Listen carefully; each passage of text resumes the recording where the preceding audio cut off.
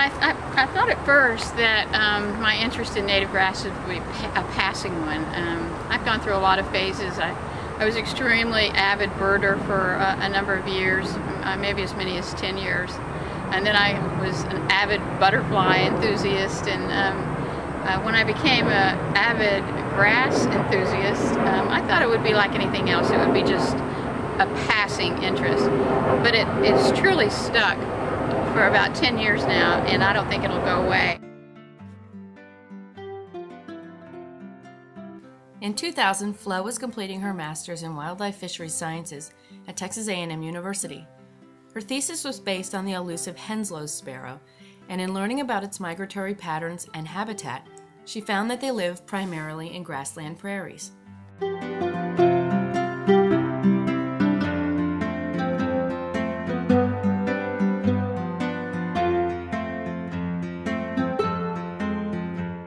It wasn't really native grasses. It was a lot of non-native grasses and weeds and alien species from either Asia or Africa or South America. And I was extremely interested to find out more about our native grasses. And what I learned was that our native prairies have pretty much disappeared. We're down to less than 1% of our native grasses are still out there, and I developed an interest in trying to grow them, in an idea of creating restoration project material. Once she started to learn about grasses and prairies, her passion grew, and she has been enthralled ever since. Her frustration with the rapid decline in prairies on the Texas Gulf Coast fueled her interest in growing these grasses herself in order to try and repopulate our area with these native grasses. So she went out to collect seed from our area prairies that were soon to be paved over for new development. All of a sudden I had gallons of eastern gamagrass seed that I had rescued, and I didn't really know what to do with it. So I decided to grow it. And I've never been a grower of things before, not really successfully.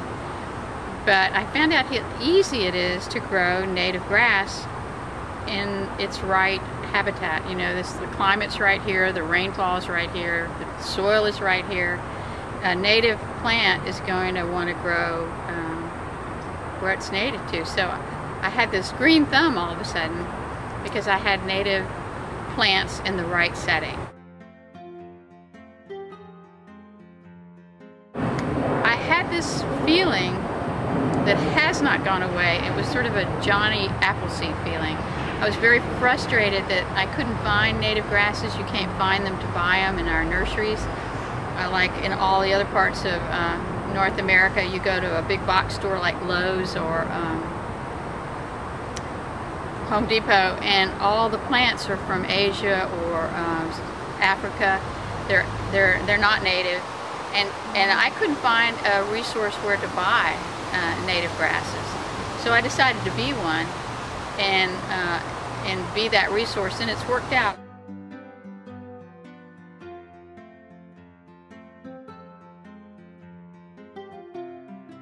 Only do what I can do, but I'm extremely passionate about it. I think when I saw on Spencer Highway that first time that this sea of eastern gamagrass and wildflowers with it were going to be destroyed for a drugstore, I was just crushed. And I thought the idea for me was I could take that seed and sort of fulfill that reproduction process that was going on and take it somewhere where it would be safe. And the Spencer Highway seed, and there are other sites around the city that I've done the same thing. And there's one place that there's now Walmart where I collected the seed for little blue stem that I've been growing successfully out of that same bag that I collected for like about 7 years now.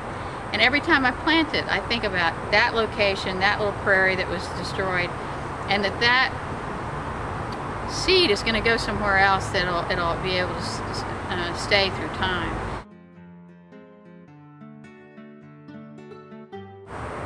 I think native grasses are just gorgeous. I think people can see roses and, you know, other bougainvillea, whatever, as just gorgeous. When I see native grasses, I just melt. I don't know why they became that to me, but I think they're the most beautiful thing in the world. I don't seem to be able to stop. It's very fulfilling. I feel like I'm making a difference. And there's a lot of your life that you don't feel like you're making a difference. You know, this is one of those ways that I can make a difference. Our coastal prairies are almost totally gone. Very few people know to even appreciate them or know when they are seeing one. I think it's just extremely important, or I think we'll lose all our wildlife.